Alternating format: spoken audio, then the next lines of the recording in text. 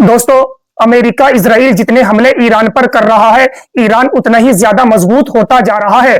Iran की तरफ से भी लगातार इजराइल पर हमले हो रहे हैं। ईरान बिल्कुल भी कमजोर होता नहीं दिख रहा और 24 घंटों में कुवैत को बड़ा नुकसान भी देखने को मिला है। उसकी वजह सिर्फ अमेरिका है। ईरान ने फिर से इजराइल के हाइफा पर कनस्तर मिसाइलों से हमला किया है।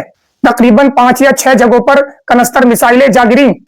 ईरान इजराइल पर जितने भी हमले कर रहा है, उन हमलों में ईरान कनस्तर मिसाइलों का इस्तेमाल कर रहा है। उसकी वजह यह है, इजराइल के अंदर बहुत सारे एयर डिफेंस सिस्टम लगे हुए हैं, फिर भी कनस्तर मिसाइल इजराइल के एयर डिफेंस सिस्टम को चकमा देकर कहीं ना कहीं हिट कर ही देती हैं। इस बार ईरान ने हाइफा में बनी सबसे बड़ी ऑयल रिफाइनरी को निशाना बनाया, जिसमें इजराइल को बहुत बड़ा नुकसान देखने को मिला। साथ ही साथ हाइफा बंदरगाह पर भी कनस्तर मिसाइल का एक बम गिरा। उसके अलावा किरियात अता शहर और शेफा अमर शहर पर भी ईरान के कनस्तर मिसाइलों से हमले हुए।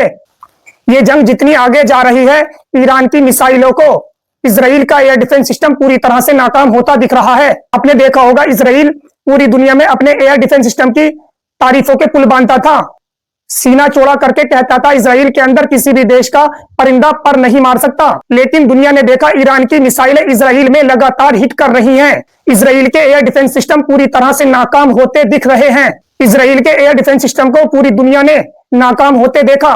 एक खबर स्पेन को लेकर है। स्पेन ने अपने एयर स्पेस को पूरी तरह से उन विमानों के लिए बंद कर दिए हैं जो विमान इस युद्ध में हिस्सा लेने की बात कह रहे थे।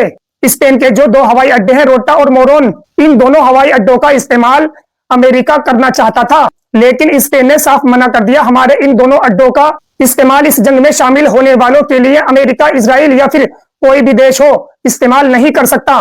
ये बात स्पेन की तरफ से कही गई है। स्पेन ने साफ साफ लफ्जों में अपने एयर स्पेस को इस्तेमाल करने से साफ साफ बिल्कुल मना कर दिया है।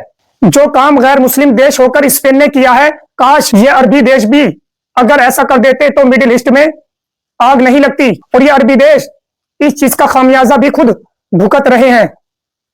अगली खबर के साथ फिर मिलते हैं इंशाल्लाह। अल्लाह हाफिज।